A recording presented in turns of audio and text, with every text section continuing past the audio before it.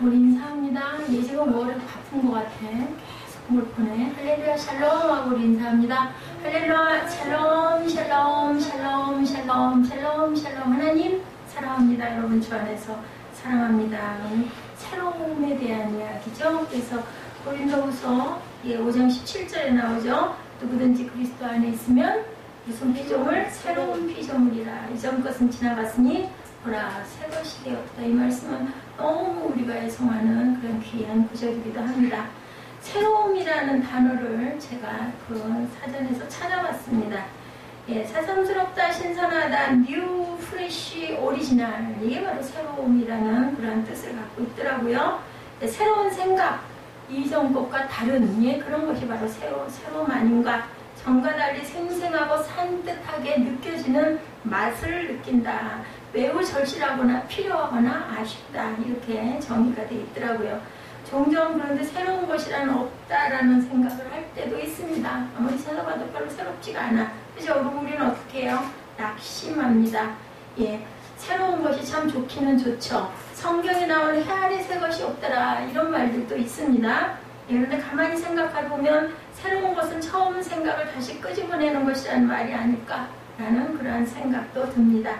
예수님이 이 땅에 오셔서 하신 일, 처음 하나님의 생각을 알려주신 것이고 초대교회의 역동성이 사라지고 종교화되어 가자 계속 이제 그렇게 예배, 아까 이삭 성전 보셨죠? 너무 아름답죠? 다시 예수님의 생각을 알고자 가르치신 것이 신약의 서신서들이다. 그래서 역사의 완성이 어디서? 신약에서. 구약은 우리에게 약속들을 알려주시죠. 이렇게 하면 이런 약속을 너희가 이룰 수 있다 하시고 신약에 예수님이 오셔서 우리에게 주시는 그 율법을 사랑으로 잘 실천해라. 그렇게 하시면서 완성이 어디서? 요한계시록에서 새로울 새하늘과 새 땅에서 이루어진다. 아까 우리 묵상에 나오죠. 제가 그냥 올리지 않습니다. 그런 부분들을 오늘 말씀과 접목을 해서 아까 그 성당 모습도 그렇고 여러분들에게 되도록이면 좀 이해하고 또 새롭게 느껴지셨으면 하는 마음으로 이렇게 연결을 합니다. 역사상 가장 혁명적인 중세의 종교개혁 당시에 성경과 은혜로 돌아가자는 외침이 있었습니다. 요즘 한국교회에 획기적인 일이 일어났어요. 한교총이라는 단체가 탄생을 하죠. 그동안 이런저런 이유로 이 한기총이니 한교 연인이 하는 단체들이 자신의 정통성을 주장하면서 힘을 과시하고 분열된 것을 치유하자 이런 의도를 가지고 있다고 합니다. 그런데 새롭게 탄생한 한교총에서 제일 많이 하는 말이 뭐냐? 이제 한국교회가 하나가 되었으니 한국교회의 힘을 보여줍시다. 이렇게들 얘기를 하는데요. 어디를 가나 오늘 세민예배에서도 어떻게 해요? 혼자가 아니라 함께 그죠? 뭔가를 이루어가는 것이다. 그래서 우리가 우리 마음들을 낮추라고 예수님께서 낮추면 어떻게 해주신다고? 높여주신다고 얘기를 하죠. 그래서 우리가 어떤 것을 너무 최고 1등 인류 하다 보면 결국은 무너질 수밖에 없다. 아까 제가 그런 부분에 설교를 하면서 우리 아이들 너무나 우리 사무엘 특히 그냥 아주 방학 내내 너무 보기에 이렇게 성실하지가 못하고 게으르고 그죠? 그래서 아주 그 때문에 제가 그냥 좀 이렇게 막 좀 웃기는 얘기를 하면서 했더니 에스더 집사가 나보고 왜 옛날에 안 그랬는데 왜 그렇게 됐냐고 눈물을 흘리면서 웃었어요. 그렇게 마음이 이렇게 그냥 아주 뭐라 그럴까 그냥 안타깝습니다. 그래도 자죠, 그죠? 그래도 잡니다. 가만히 생각해 보니까 처음 교회는 힘을 보여주는 것이 아니라 힘이 없음을 증명하는 그런 곳이었지 않았나. 교회들이 힘이 있어도 힘을 쓰지 않는 것 때문에 시작된 것이 기독교의 역사하고 십자가의 복음입니다. 힘 있다고 그걸로 막 죽이고 정복하지 않죠. 죽죠. 내가 대신 그죠? 피 흘리죠. 그렇게 함으로 거기서 뭐가 피어나요? 거기서 다시 그 믿음과 그리고 전도의 그 힘으로 많은 하나님의 나라들이 세워지는 것을 우리가 봅니다. 그래서 피 흘림이 없으면 사함도 없고 피 흘림이 없으면 교회가 서지를 못한다라고 한다. 그처럼 우린 죽어야 된다는 거죠. 진정한 한국교회의 힘은 힘이 없다는 것을 증명할 때 힘이 있다. 이게 역설적이긴 하지만 성경 말씀은 그러시죠. 여기에 새로움이라는 것을 한번 대입해서 함께 은혜를 나눠봅니다.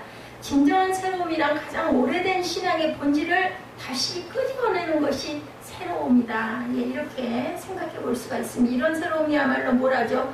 능력이라는 거죠. 예, 우리가 능력을 힘입어야 합니다. 세상과 신앙의 차이는 어떨까? 세상과 우리 신앙이 다른 것이 과연 무엇일까 생각해 보죠. 세상은 자신이 가진 것으로, 자신이 노력한 것으로 자신의 능력을 발휘하는 것을 성공이라고 이렇게 얘기하지만, 신앙은 우리가 가진 것을 내려놓고 우리를 쓰시는 하나님의 손에 나를 올려놓는 거예요. 맡기는 거예요. 그랬을 때 성공한다. 누구를 만나요? 나는 아무것도 할 줄 모릅니다. 나는 약합니다. 나는 보잘것없습니다. 이럴 때 하나님께서 우리에게 은혜를 주시죠. 그래서 새롭게 일어나게 하신다. 사도 바울은 이 세상의 방식과 신앙의 방식을 무엇으로? 옛 것과 새 것으로 오늘 구별하고 있습니다. 오늘 보면 16절이죠. 그러므로 우리가 이제부터는 어떤 사람도 육신을 따라 알지 아니하노라. 비록 우리가 그리스도도 육신을 따라 알았으나 이제부터는 그같이 알지 아니하노라. 우리가 육신을 따라 알기 시작을 했어요. 그죠? 이전에는 육신을 따라 알았으나 이제는 그렇게 하지 않겠다. 뭐를 따라 알아요? 영으로 알게 되죠? 하나님께서 우리에게 뭐를 주셨기 때문에? 성령을 주셨기 때문에 누가 오시고 예수가 오시고 있나요? 그래서 우리가 영으로 알게 된다. 제가 새벽 예배에서도 그 얘기를 했던 것 같아요. 예, 찬양을 하도 아이들이 소리를 내질 않아서 제가 반주기 소리를 껐어요. 껐는데 우리 에스더 집사 열심히 혼자 목소리밖에 안 들리고 우리 아이들 목소리 좀 소리 좀 안 내봤으면 싶더만은 어쨌든 간에 아이들이 하도 찬양을 안 해서 제가 그래서 소리를 안 내서, 만약에 나와가지고 아이들 특송 시간이었죠. 너희들이 특송을 하면 하늘에서 막 돈다발이 쏟아진다 그러면 어떻게 할 것 같냐, 막 줄을 쓰지 않겠냐고 제가 얘기를 했습니다. 근데요, 여러분들 눈에 안 보이시죠? 근데 하늘에서 은혜가 쏟아집니다. 어때요? 찬양하시면서 은혜 받으실 때 없으세요? 저는 참 많던데요. 안 불러도 듣기만 해도 가사에서도 은혜가 오고 곡조에서도 은혜가 오고. 여러분들 옛날에는 어떻게 준비 찬송 이렇게 했어요, 교회들마다. 근데 지금 어때요? 찬양과 경배 시간 이렇게 얘기합니다. 찬양하는 시간도 예배 시작, 예배 중이라는 거 여러분 잊지 마시고 찬양에 항상 열심히 동참하시고, 모르는 곡일 때는 가사로라도 마음으로 음미하시기 바랍니다. 예배예요, 예배. 몸을 드리는 예배입니다. 영어 성경에서 이 부분이 조금 더 명확하게 표현하고 있습니다. 육신을 따라 알았으나 NIV 성경의 worldly point of view 이렇게 말씀하고 있습니다. 고린도 교회 성도들이 예수님을 믿기는 했지만 세상의 관점에서 보았다라는 거예요. 그런데 이제부터 그런 세상의 관점에서 예수님을 보지 않겠다는 거죠. 예, 어떤 한별 목사님이란 분이 쓴 흔드심이라는 책에 흥미로운 예화가 있어서 제가 발췌했습니다. 1957년에 여러분들 노벨상을 받은 2명의 알베르트가 있었다고 합니다. 한 사람은 여러분들 잘 아시는 알베르트 휴바이처 박사 아시죠? 아프리카에서 의사이자 선교사로 헌신하는 삶을 살다가 돌아가신 분이죠. 그 공로로 노벨 평화상을 받았어요.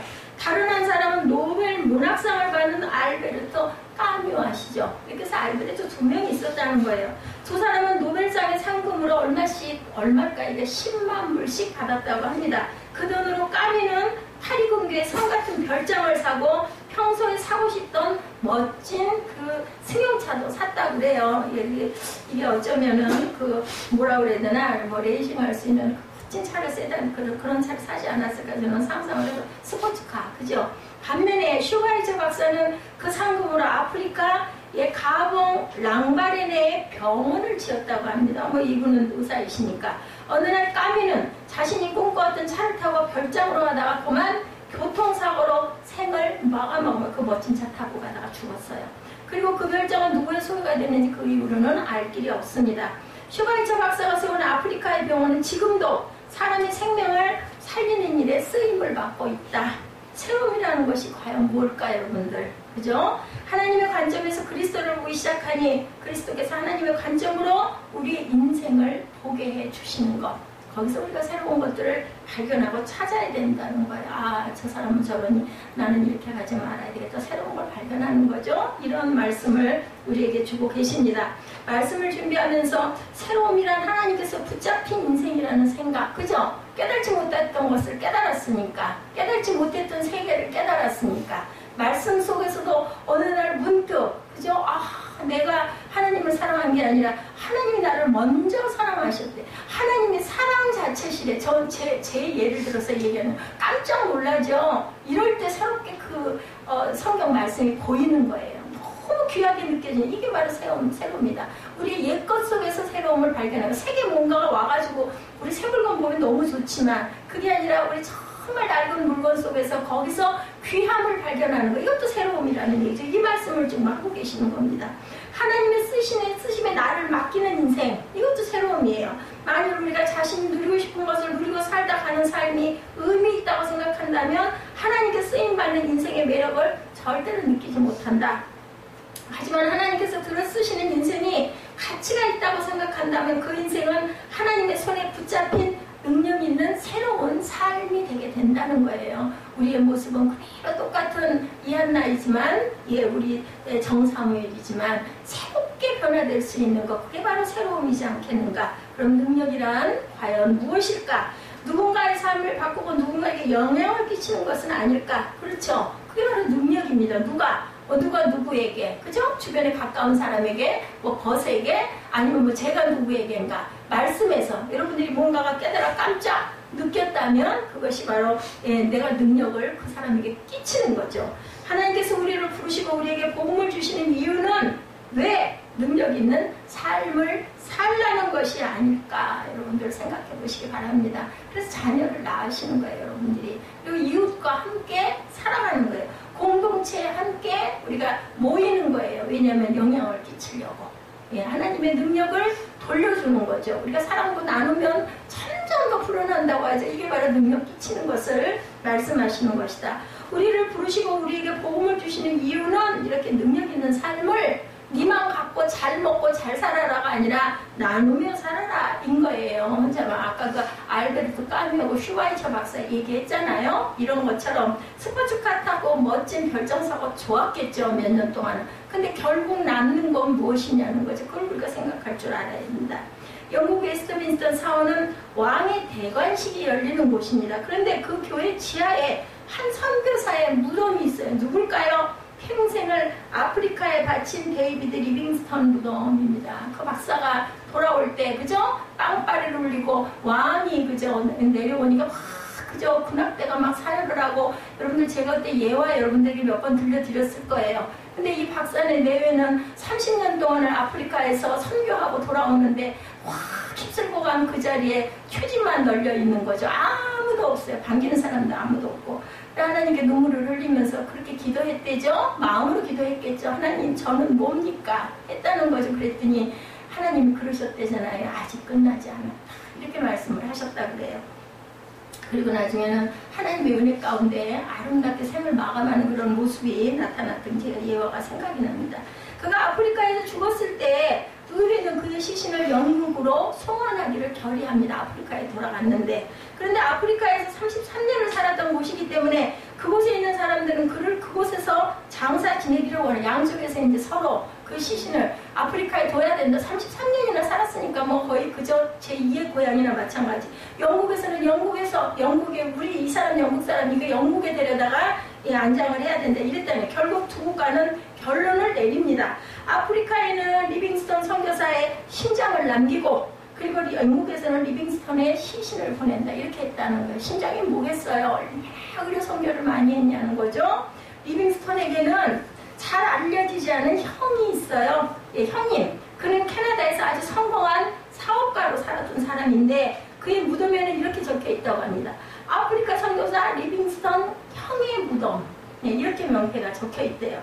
오늘 우리의 마음 가운데 새로운 관점으로 인생을 볼 수 있는 눈이 열렸으면 좋겠습니다. 사업을 잘해서 돈을 어마어마하게 벌어서 유명하게 알려졌던 이 사람이 결국은 가난하고 초라하게 살았던 그 선교사의 형의 무덤이라고 이렇게 이름이 지어진다는 것. 새로운 거 아셨죠, 여러분들? 이렇게 새로운 모습들을 발견하시기 바랍니다. 새로운 것이 모두 좋다는 게 아니죠. 새로운 관점으로 볼 수 있다는 것이 바로 능력이라는 얘기예요. 제가 여러분에게 전해드리는 건 김근대 씨가 쓴 끌리는 컨셉의 법칙이라는 책에 보면 이런 이야기가 나옵니다. 1998년 세르게이 브린과 레리 페이지라는 두 명의 스탠퍼드대 학생이 검색 엔진을 연구하고 있어요. 스탠퍼드 대학교 여러분들 아시죠? 검색 엔진을 연구하고 있었는데 이 검색 엔진 시장은 포화 상태였다고 그래요. 그 시장 자체가. 시장에서는 이미 야후 여러분들 아시죠? 알타비스타, 익사이트 등이 치열하게 경쟁 중이었다고 합니다. 그러나 그들은 다른 사이트에서 인용되는 빈도가 높을수록 그 사이트에 높은 점수를 주는 방법으로 우수한 검색 엔진을 만들었어요. 그들은 알비스타나 익사이트의 이 검색 기술을 팔려고 했지만 거절당했어요. 그래서 구글을 창업하여 시장에 직접 뛰어들었습니다. 지금 뭐 되게 다 뭐예요? 구글 아니에요? 야후보다 구글이 더 유명하죠? 당시 야후를 비롯한 선도 업체들은 검색 엔진 시장에 포화되자 서비스를 TV나 신문에 대체하는 새로운 인터넷 미디어로 컨셉을 확장하고 있었다고 그래요. 구글은 역으로 검색에만 집중하는 컨셉으로 승부를 보기로 해요. 그래서 초기 페이지에 눈에 거슬리는 배너 광고를 없애버립니다. 그리고 돈을 받는 대가로 특정 검색 결과를 상위에 보여주지도 않는 일관되게 고객만을 생각하기로 합니다. 이를 구현하기 위해서 가로 10cm, 세로 1cm 남짓한 검색 창만으로 웹사이트를 단순화했다고 그래요. 탁월한 검색 기술과 고객만 생각하는 역발상으로 창업한 지 불과 3년 안에 구글은 최대 경쟁사인 야후를 누르고 가장 많은 사람이 이용하는 검색 엔진이 되었어요. 그래서 지금도 구글을 쓰고 있죠. 구글이 성공을 거두자 야후나 라이코스 같은 추월당한 경쟁자들이 특별히 검색 엔진을 개선하기 위한 연구를 하고 웹사이트를 단순화하려고 노력하는 등 구글을 거꾸로 모방했다고 합니다. 기업에서 참 많이 하는 이야기, 다르게 생각하라. 여러분들 다르게 생각하는 관점을 가져보셔요. 역발상. 근데 성경이 이렇게 역설적인 이야기들을 많이 하죠. 너희가 죽으면 너희가 살리라. 네 생명이 살고자 하면 죽으리라. 똑같은 거예요. 이건희 회장 알죠? 이런 말을 했습니다. 마누라와 자신감 빼고 다 바꿔라. 이렇게 얘기를 항상 했다고 합니다. 그런데 저는 이미 하나님을 믿는 우리에게 하나님께 주신 거대한 선물이 있어요. 이 세상을 다르게 볼 수 있는 눈을 주셨다는 거예요. 하나님의 눈. 여러분들 안 보이는 게 안 보이는 게 없는 게 아니라는 거 여러분들 아시죠? 그죠? 공기도 우리 눈에 안 보여요. 그죠? 가장 아름답고 가장 귀한 것들은 돈으로 살 수가 없습니다. 눈으로 보이지 않습니다. 우리 눈 보는 한계가 너무 미세하고 약하죠. 우리 귀도 마찬가지고. 그것이 우리를 이 세상에 능력 있게 살도록 하셨다는 거죠. 우리가 하나님을 볼 수 있는, 이 세상을 다르게 볼 수 있는데 그렇지 않은 사람도 나이가 들면 눈이 달라지더라고요. 아름다운 자연을 보면 그 속에 오면 신비한 창조주, 조물주를 예수 믿지 않은 사람도 그래서 자연을 그렇게 사랑하게 되죠. 인조적으로 만든 거 이런 거 막 번쩍번쩍 아름다워 너무 좋은데 저 같은 경우도 근데 나이가 들면 들수록 산, 바다, 공기, 바람, 가을, 단풍 이런 거 보면 너무 아름답게 보이는데 그게 하나님의 눈이 조금씩 열리는 건 아닐까. 거기에다가 하나님의 은혜를 주셔서 제가 하나님을 알게 되고 뭐를 보든 하다못해 드라마를 보더라도 거기서는 하나님의 음성을 듣습니다. 하나님이 나에게 이걸 통해서 치료하라고 이러고 이걸 통해서 더 풍성해지라고 이걸 통해서 마음의 기쁨과 사랑이 넘치라고 이런 것들을 절대로 그런 거 가까이 안 갔었거든요. 10년이 넘었죠. 아무것도 몰라요. 저는 그래서. 그런데 요즘 가끔 근데 또 문제는 뭐냐, 그걸 이것저것 많이 보면 얼마나 좋겠어. 못 봐요. 근데 볼 수 있는 게 딱 정해져 있어가지고 지금도 봤던 거를 한 10번도 더 본 게 있어요. 그래도 또 그 속에서 어떤 짧은 구절 속에서 하나님의 은혜를 느끼고 내 마음이 치유가 되는 것을 제가 경험을 합니다. 이것도 하나님의 은혜다. 저는 그렇게 이게 바로 새로운 거죠. 옛날 같으면 그냥 드라마로 재밌게 그냥 보고 웃고 넘어갔을 것들이 제게는 깊은 울림이 와요. 근데 아무거나는 안 되더라고요. 아무거나는. 무엇이 새로움인가? 새벽에 일어나 말씀을 묵상하다 깨닫게 됐습니다. 세상적 관점이 아니라 이렇게 아까 말씀드린 하나님의 관점으로 세상을 보기 시작할 때 달라지는 것이 있는데 바로 그것이 화목이다. 18절에 나타나죠. 모든 것이 하나님께로 났으며 그가 그리스도로 말미암아 우리를 자기와 뭐하게 하시고 화목하게 하시고 또 우리에게 화목하게 하신 뭐를 주셨으니 직분을 주셨으니 저는 너무 감사하더라고요. 제가 어제 병원 다녀왔잖아요. 그러면서도 감사한 거, 아이고 무너져도 잘 무너지게 해주신 하나님. 그건 어쩔 수 없잖아요. 제가 조심하지 않았기 때문에 너무 그런 부분에 주의하지 않고 관리하지 않았기 때문에 무너질 수밖에 없었던 거겠죠. 그래서 디스크가 하나도 없이 다 주저앉았는데 그냥 얌전하게 주저앉은 거예요. 잘못 주저앉으면 저도 그 MRI 그 그림을 보니까 그러니까 튀어나오고 삐뚤어지고 막 이래가지고 그 신경을 찌르는 수가 있는데 그냥 어쩌면 그렇게 이쁘게 그냥 그 많은 척추들이 그대로 딱 내려앉으니까 옆에 신경들을 건드리지 않아서 그런 부분 수술이나 이런 거 안 해도 걱정이 없으실 것입니다 라는 얘기를 듣고는 그냥 저는 할 말이 없어요. 하나님의 은혜네요. 그 말밖에는 안 나오는 거죠. 화목의 직분이라는 말 Ministry of Reconciliation이라고 표기가 되어 있어요. 찾아봤습니다. 제가 직분이라는 말보다 여러분들 사역이라는 말이 적절하죠. 그리스도 안에서 하나님의 관전이 작용할 때 뭐가 일어나? 화목이 일어난다는 거. 화목이 일어난다. 그죠? 하나님의 은혜로 우리가 화목하게 되고 하나님의 은혜로 우리가 범사에 잘 되게 되고 하나님의 은혜로 우리가 하나님의 기쁨을 우리가 체험하게 된다는 겁니다. 그럼 두 가지 차원의 화목. 하나는 그리스도로 말미암아 하나님과 화목하게 하셨고 우리에게 화목하게 하는 사역을 맡기셨다라는 거죠. 제 머릿속에 떠오른 한 분, 언젠가 그분의 간증 제가 전에 얘기해준 기억이 납니다. 1994년 7월 4일 예수를 영접하고 난 후 고민에 쌓인 어떤 분의 이야기입니다. 예수를 영접했지만 담배를 하루에 2갑, 소주를 매일 2병 그렇게 마셔도 직성이 풀리지 않는 어떤 분이 계셨어요. 최원일 성도님이라는 분인데 심각하게 자신의 문제를 생각하기 시작했다고 합니다. 예수 믿고 영접하고 나니까 좋기는 한데 담배와 술을 끊는다는 것이 인생이 끝나는 것 같은 뭔 재미로 살아. 그런 얘기 많이 하잖아요. 이 성도의 고민은 이거였어요. 예수님과 더 정이 깊이 들기 전에 빨리 예수를 끊어야겠다 이렇게 생각을 했다고 합니다. 세상 세운상가에서 장사하던 그분은 예수를 믿기 시작할 때는 소문이 나죠. 주변에 계시는 술 친구들이 쫓아와가지고 막 놀리는 거예요.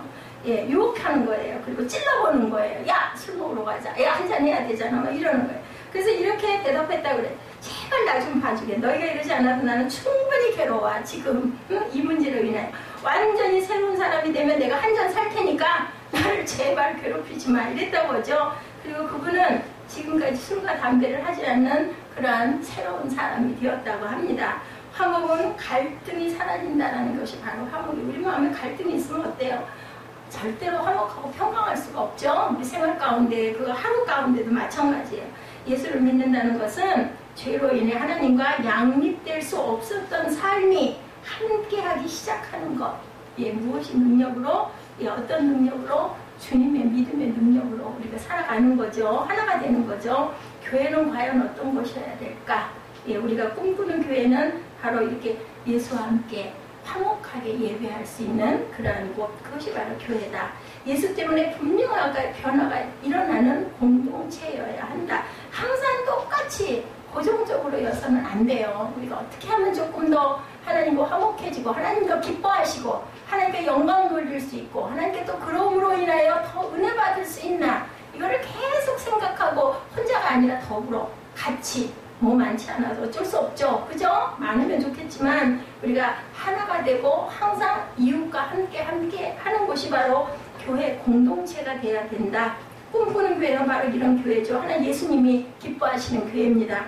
예수 때문에 분명하게 변화가 일어나는 공동체가 바로 하나님이 기뻐하시는 공동체, 화목한 공동체다.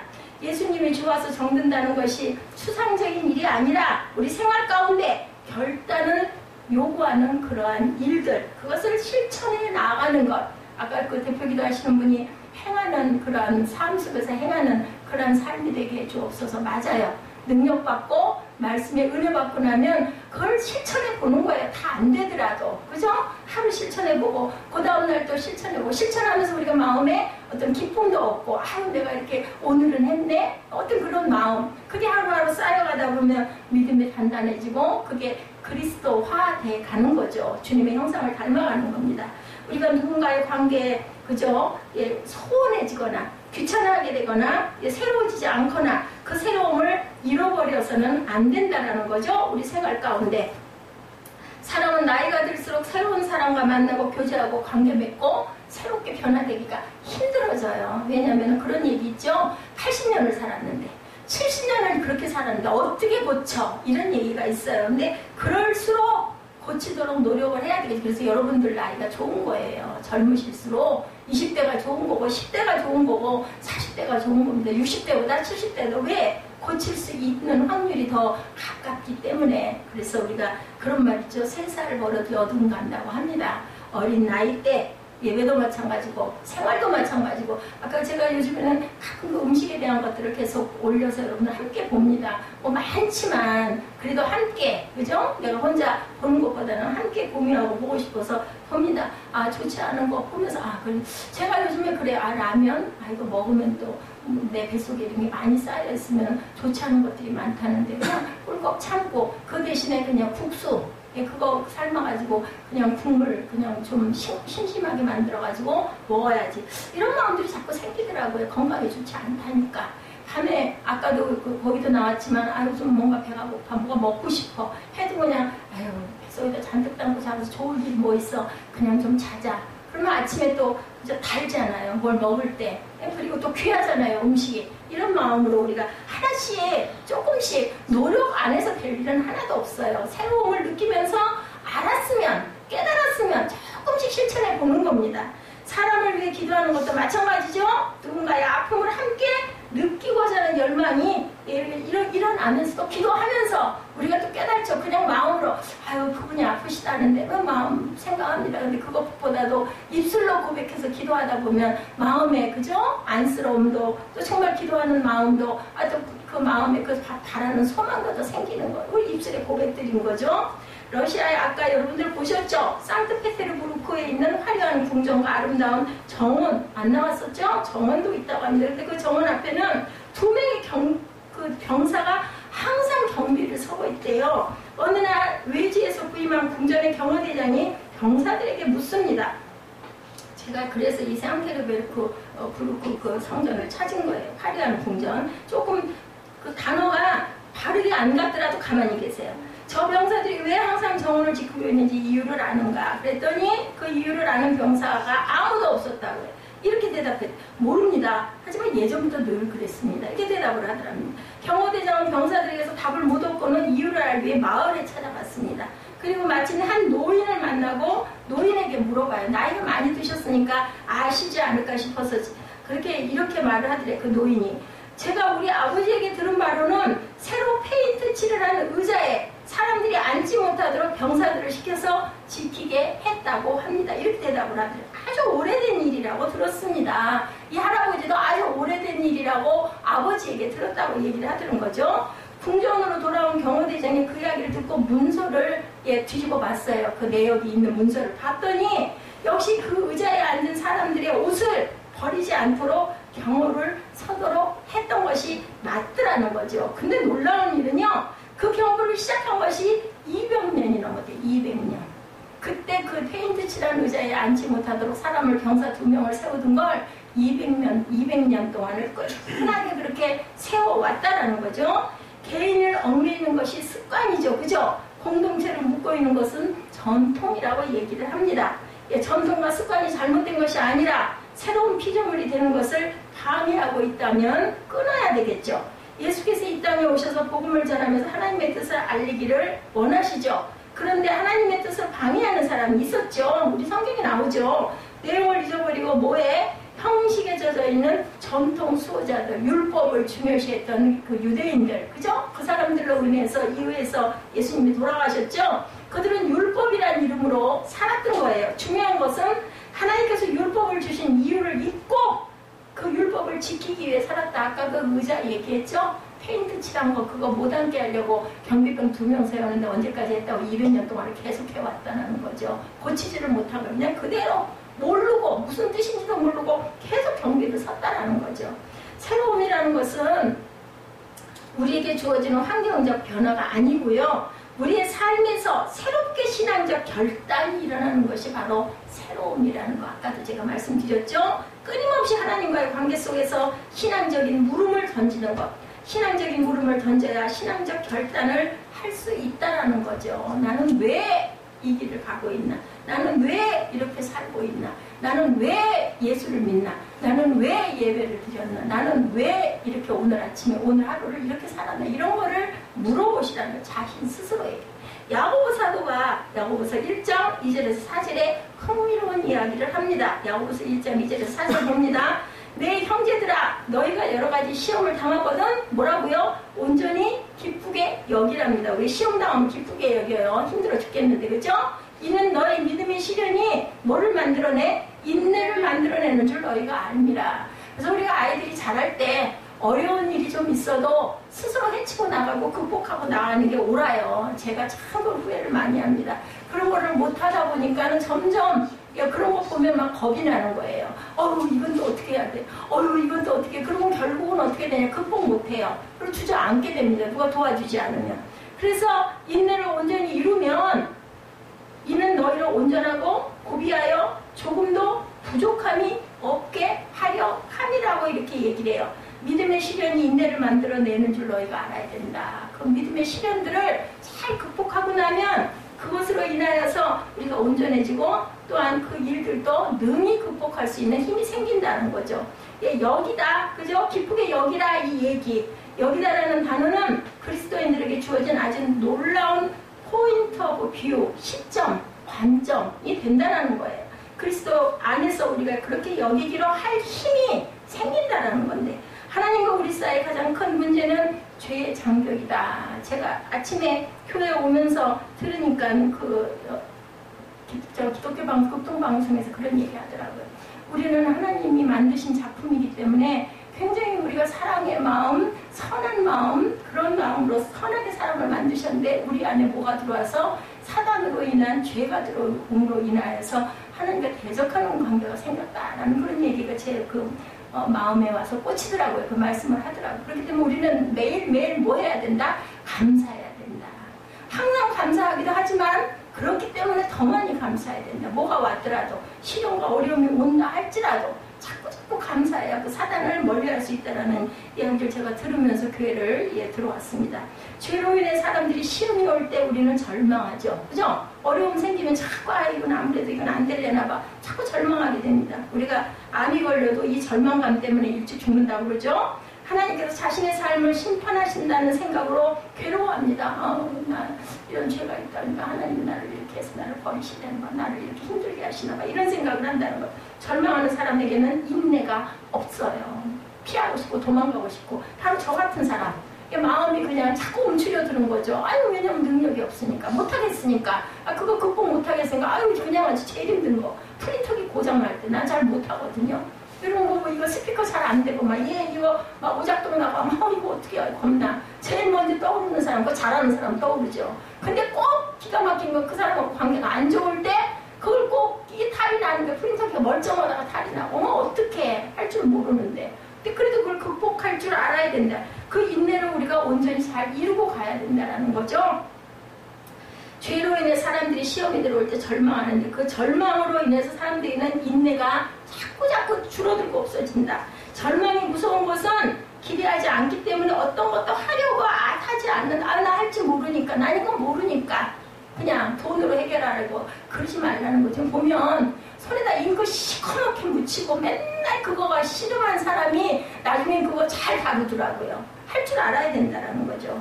그래서 오늘 성경이 우리에게 증거하는 거 19절입니다. 곧 하나님께서 그리스도 안에 계시사 세상을 자기와 뭐하게 하시며 화목하게, 본문 19절이에요. 화목하게 하시며 그들의 죄를 그들에게 돌리지 아니하시고 화목하게 하는 말씀을 우리에게 부탁하셨느니라 이렇게 말씀하고 있습니다. 우리가 화목하게 하시려고 하나님께서 작정하신 일, 우리가 하나님을 대적하던 죄를 더는 우리에게 돌리지 아니하시겠다는 겁니다. 우리 죄로 인해 절망적이었던 삶에 뭐를 주시겠다고? 소망을 주시겠다고 말씀하시죠. 혹시 우리의 잘못으로 깨어진 인생을 깨어진 채로 두지 않으시고 회복시키시겠다고 이렇게 말씀하신다는 거. 우리가 잘못은 아니할지라도 혹시 금이 간 인생을 하나님께서 쓰시겠다고 얘기하죠. 모세도 어떻게 했어요? 광야 40년 돌고 나서, 그죠? 베드로도, 그죠? 야곱도 전부 다 그랬죠. 우리가 그렇게 화목하신 하나님께서는 그 화목의 이야기를 누군가에게 전하도록 우리에게 뭐를 주셨어요? 사명을 주셨어요. 그 그릇으로 너는 살아라인 거예요. 뭐 그게 꼭 목사가 되고 꼭 무슨 전도사가 되고 선교사가 되라는 게 아니라 세상 가운데서 네 이웃에게 네가 가장 영향 미칠 수 있는 사람이 뭐 아내는 남편에게, 남편은 아내에게, 뭐 아니면 뭐 친구에게, 그죠? 내 자녀에게. 거기서부터 시작되는 거예요. 그렇게 우리에게 그런 사명을 주셨다. 우리가 하나님과 화목함으로 놀라운 인생을 살 뿐 아니라 누군가에게도 그런 인생을 살도록 직분을 맡겨주셨다. 하다못해 내 아들에게, 내 딸에게라도, 그죠? 대개 자녀들은 부모를 닮게 돼 있어요. 어떤 습관이나 특히 좋지 않은 것들, 그런 거 여러분들 하지 마시기 바랍니다. 참으시기 바랍니다. 그런 것들은 아이들에게 왜냐면 온전하게 잘 가르쳐 줘야 되니까. 그래서 제가 우리 아들이 여기를 오면 제가 뭐 땀을 뭘 보고 이러다가도 탁 끊습니다. 그리고 아이가 느리죠. 그러고 있으면 그동안 너무너무 피곤해서 난 좀 눕고 싶고 쉬고 싶은데 정말 웬만해서는 전 눕지 않습니다. 앉아서 그냥 저도 같이 뭐 성경물을 뭐 보든지 뭘 뭐 만들든지 이렇게 하고 갑니다. 본문 20절에 놀라운 말씀이 기록되어 있죠. 네, 뭐라고 말씀하고 있어요? 우리 본문 5장 20절 한번 봅니다. 그러므로 우리가 그리스도를 대신하여 사신이 되어 하나님의 우리를 통하여 너희를 권면하신 것 같이 그리스도를 대신하여 간청하느니 너희는 하나님과 화목하라. 뭐가 되라 그래요? 사신이 되래요. 여러분들 사신이 뭔지 알죠? 예, 우리 그 나라 옛날에 보면은 그 사신 어디로 보낸다, 뭐 청나라로 보낸다, 이런 사신이 우리가 되어야 한다라는 거죠. 그래서 너희들이 사신이 되어서 하나님이 우리를 통하여 너희를 권면하신 것 같이 그리스도를 대신해서 간청하는 너희는 하나님과 화목하라. 누가 얘기한 거? 야고보, 그 바울 사도가 얘기를 하는 거예요. 사신이 돼서 그리스도를 대신해서 너희들이 그렇게 해라. 예, 우리말 성경에 그리스도를 대신하여 사신이 되어라고 기록되어 있는 게 크라이스트 엠버세더로스라고 말합니다. 엠버서더. 참 많이 들었던 말씀이죠. 엠버서더로스라는 말이 사신. 그리스도의 임무를 부여받았다. 예, 외교관들은 임무를 수행하기 위해서 치유의 법권의 특권을 누리기도 합니다. 아마 그리스도의 사신이 되어서 우리가 삶을 살 때 죄의 권세가 우리를 억누르지 못할 것, 하나님 안에서 우리 인생을 보게 될 것이라고 얘기를 하는 거죠. 우리가 사신이 되었다는 것은 우리의 삶을 변명할 필요가 없다는 거예요. 왜냐하면 사신으로 뭔가를 어떤 뜻을 갖고 간 사람이 그걸 어기겠어요? 그대로 행하지 않겠느냐는 거죠. 캐나다의 그 전 총리 크리티행은 선천적으로 한쪽 귀가 들리지 않는 청각 장애인이었다고 합니다. 더구나 안면 근육 경색으로 입이 삐뚤어져서 발음도 어눌했다고 그래요. 가난한 집에 태어나 치료 시기를 놓친 그는 그런데도 신체적인 장애를 딛고 1993년 10월 제20대 총리의 자리에 올랐어요. 총리 선거 유세 때 반대 세력의 사람들이 그의 신체적 약점을 들먹이며 비난했다고 합니다. 언어 장애가 있는 사람이 총리라니 어떻게 그런 사람이 총리가 될 수 있겠습니까? 이렇게 얘기를 했어요. 그랬는데도 이분은 전혀 동의하지 않고 단호한 어조로 이렇게 대답했다고 합니다. 그렇습니다. 제가 입이 삐뚤어져서 말은 잘하지 못합니다. 하지만 거짓말은 안 합니다. 우리 같으면 막 그저 상처받아가지고 탁 이렇게 될 텐데 큰 그릇들은 다르더라는 거죠. 아주 이렇게 다 유머로. 옛날에 그 누구의 에브람 링컨에게도 아버지가 구두쟁이였으니까 뭐 구두나 고치지 뭐 이거 비유한거리고 했더라죠. 그래도 가져오십시오. 제가 배운 기술이 구두 수선입니다. 제가 고쳐드리겠습니다. 뭐 이렇게 이럴 줄 알아야 된다는 거죠. 사실은 직분의 능력이 있는 게 아니라 사역의 능력이 있어야 된다라는 겁니다. 직분을 속여 권력을 남용하는 사람은 그 직분을 박탈당하게 되는데 직분에 합당한 삶을 산다면 하나님께서는 계속해서 쓰시는 인생이 될 것이라는 것. 크리스찬이라면 하나님의 교회라면 주님이 들으셔도 부끄럽지 않게 말해야죠. 제가 목사님과 아주 친한 사람입니다. 저를 믿고 투자하십시오. 제가 교회 장로입니다. 저를 믿어도 됩니다. 이렇게 말할까요? 아니죠. 뭘 믿으라고 그러게? 하나님의 말씀을 믿으라고 이렇게 얘기해야 되겠죠. 교회의 직분과 하나님을 언급하며 맹세하는 자들의 말에 귀 기울여서는 안 된다는 거예요. 자기 유익을 위하여 하나님의 이름을 욕되게 하는 것은 악행일 뿐이라는 거죠. 이것 때문에 얼마나 많은 교회가 무너졌는지 우리가 아주 셀 수 없이 많이 주변에서도 봅니다. 그래서 하나님의 이름과 직분을 언급하지 않아도 무조건 말을 믿을 수 있는 사람이 되어야 되겠다. 항상 하나님의 말씀 중심으로 우리가 돌아가야 됩니다. 자, 전적으로 개인적인 어떤 견해의 이야기들이 있는데 민주주의로서의 우리나라 역사가 길지 않죠. 그래서 해방 이후에 대통령이 별로 많지 않았습니다. 우리 근대사의 격변기에 3명의 장로가 대통령이었고 한 대통령의 부인이 장로였는데 그 일 또한 쉬운 일은 아니었죠. 크리스천들에게 바람이 있다면 장로라는 직분을 가지고 좋은 정치를 해줬으면 하는 거였는데 결론은 하나님의 그 영광을 드러내지 못하고 하나님을 욕되게 하는 일들이 참 많았습니다. 예, 그리고 그분의 공과는 역사가 판단할 부분이 많이 있겠죠. 장로가 대통령이 되면 왜 크리스천들은 특별한 관심을 가지고 그들을 바라보게 될까? 예수 믿는 사람, 크리스찬 대통령 좀 낫지 않을까? 이런 기대를 거는 건 아닐까요? 그죠? 아무리 봐도 장로라는 직분으로 사람들에게 신뢰를 주지 못하는데 어떻게 그런 마음으로 정치를 한다고 크리스찬의 향기가 드러날 수 있겠는가? 정말 우리가 항상 우리가 그런 부분들을 조심해야 되겠다. 한 교회를 통해서 맺어진 인맥, 어쩌면 같은 신앙생활을 하는 사람들이 가장 믿을만하다고 생각하지만 같은 교회에서 신앙생활을 했다는 것이 절대로 능력은 아니라는 것. 능력은 어디에서만 하나님의 말씀으로부터만 나온다는 거죠. 그래서 여러분들 새로움을 위해서 익숙하면서 일단 떠나시는 부분부터 시작해 보시기 바랍니다. 사도 바울의 오늘 본문이죠. 17절에 그런즉 누구든지 그리스도 안에 있으면 새로운 피조물이라 이전 것은 지나갔으니 보라 새 것이 되었거든. 뭐라 그래요? 이전 것은 지나갔다라고 이렇게 얘기합니다.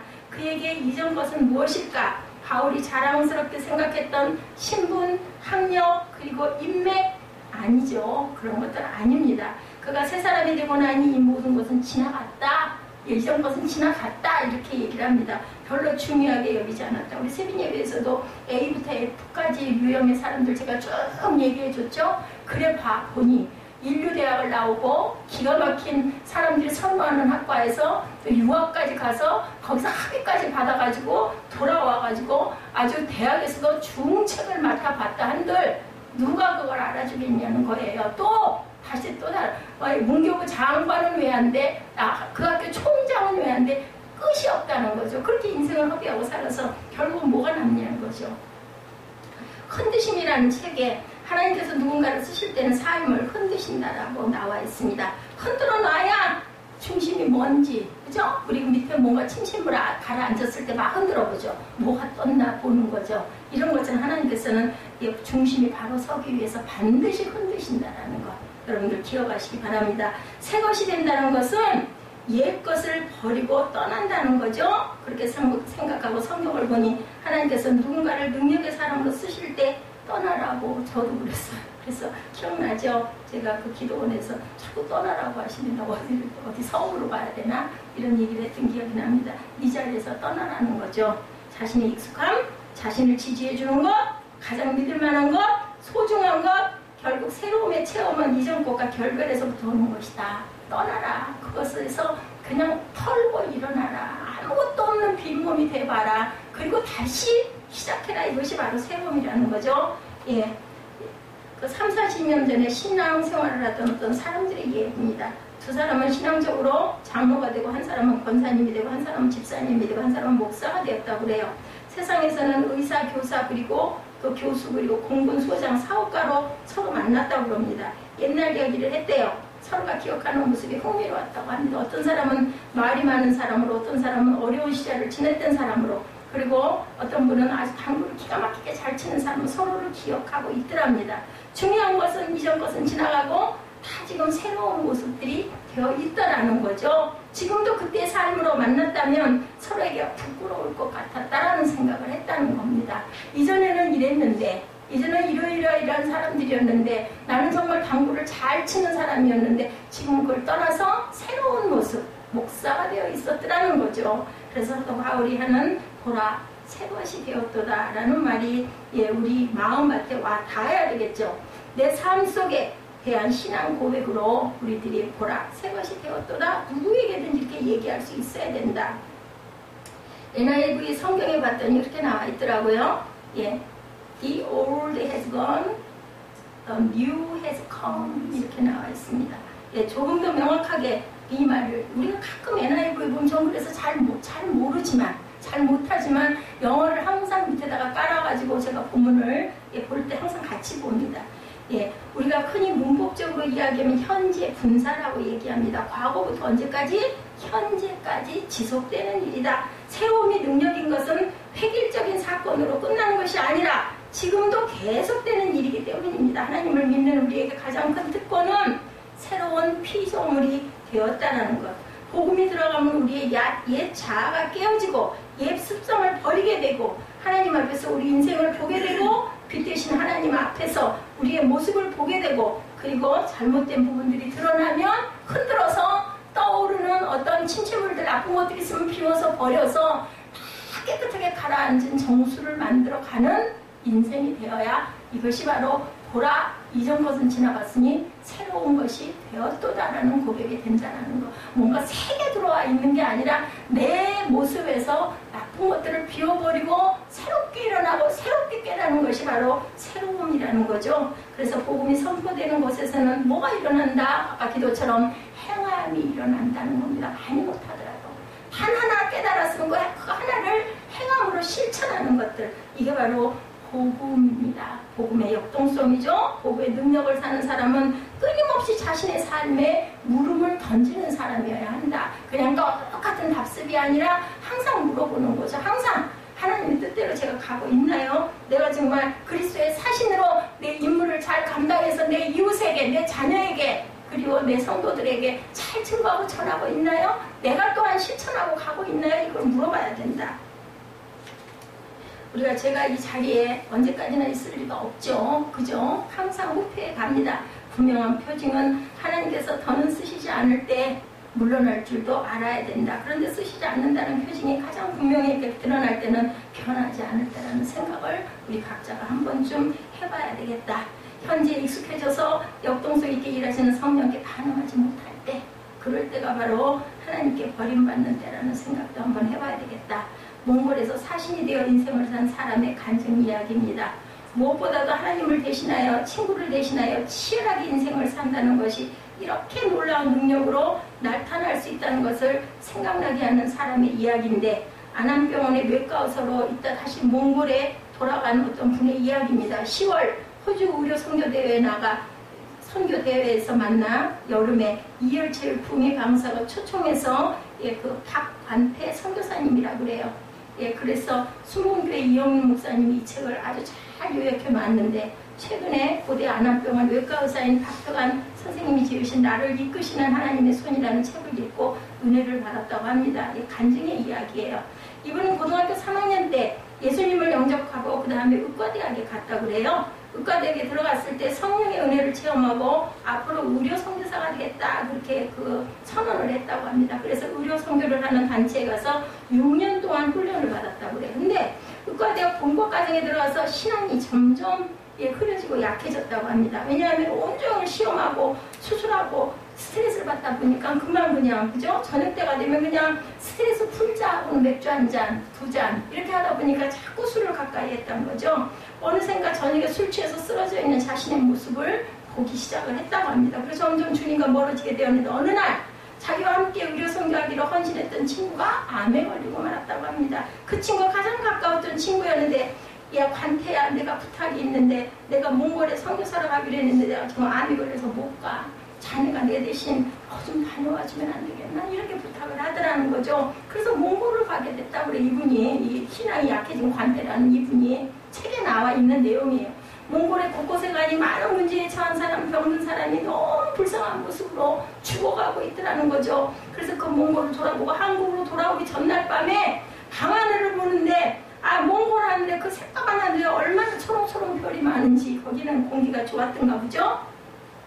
그 별들이 잠시 그것을 둘러봤을 때 보았던 몽골 사람이 얼굴로 변하면서 주님의 음성이 들려왔다고 합니다. 저들을 위해서 누가 갈까? 나는 저들을 위해 너를 사용하고 싶다. 이런 음성이 들렸다고 합니다. 그 순간 그냥 눈물을 흘리면서 주님, 제가 가겠습니다. 이제 제 일생을 주님께 바치겠습니다. 이렇게 서원을 했다고 합니다. 한국에 돌아와서 몽골 말을 배우는데 가장 가까웠던 친구가 그만 암으로 또한 세상을 떠납니다. 석 달 후에 그 친구가 죽으면서 미안해, 함께 못 갈 것 같아. 내 몸까지 대신해줘. 이렇게 유언을 남기고 주님의 품에 그가 안겼다고 합니다. 그래서 그가 인턴 레지던트를 마치자마자 4살 배기 딸 척도를 맞은 둘째 그리고 아내와 함께 몽골로 들어갔다고 그래요. 2001년부터 5년 동안 가서 사역을 감당하고 2년 반 동안 외과 의사로 복강경 수술, 그 어려운 수술을 약 2,000건의 수술을 집도해서 손이 마비가 될 정도로 2,000건의 그 집도를 하려면 20년 정도를 해야 할 수 있는 그 숫자라고 해요. 근데 이분은 2년 반 동안에 2,000건의 수술을 손이 마비가 될 정도로 했다고 합니다. 얼마나 많은 그 아픈 사람들이 그 몽골 가난한 나라에 많았으면 정말 선교를 기가 막히게 한 거죠. 그리고 얼마나 넓어요, 몽골이. 말을 타고 10시간을 넘게 가서 그들의 병을 치료해주고 오고 늘 그랬다고 그래요. 그가 나가던 원주민교회에 어떤 선교사라는 분이 내가 한국에 안식년으로 가니 박관대 선생님 내 대신 목회 좀 하시오.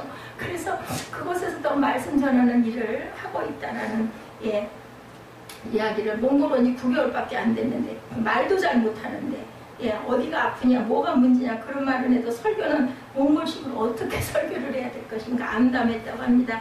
그런데 기도만 하면 하나님이 내 양을 치라고 계속 말씀을 하시더라는 거죠. 그래서 기도원 300명사에 대한 설교문을 만들어서 그 다음 몽고말을 잘하는 분한테 번역을 시키고 다시 몽골 사람한테 교정을 받아서 원고를 깡그리 외워버렸다고 합니다. 그 몽골 말로 설교하고 또 설교하고 그냥 자면서도 중얼중얼 계속 자고 깨면서도 중얼거리고 얼마나 스트레스를 받아서 왜냐면 몽골 사람들의 말을 모르니까 첫 설교를 하는데 외워서 해야 하니까 근데도 성령의 감동으로 많은 사람들이 은혜를 받았다는 어떤 그런 이야기.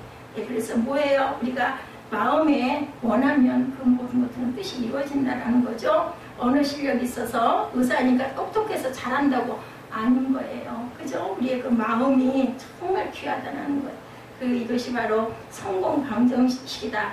그래서 우리가 하나님을 사랑하고 하나님의 뜻대로 부르심을 받으면 궁극적으로 모든 것이 뭐예요? 합력하여 선을 이룬다라는 것. 매일매일 새로움에 도전하는 인생, 그 도전에 대하여 매일 새롭게 응답하는 인생, 그리스도를 대신하여 사신이 되어서 살아가는 그러한 하나님의 부르심에 귀 기울일 줄 알고 그리고 항상 묻는 나는 과연 새롭게 변해가고 있는가를 질문하시고 능력을 받으시는 저와 여러분 되시기를 주님의 이름으로 축복합니다. 우리 부르심 곳에서 찬양하시고 축도로 예배를 마치도록 하겠습니다.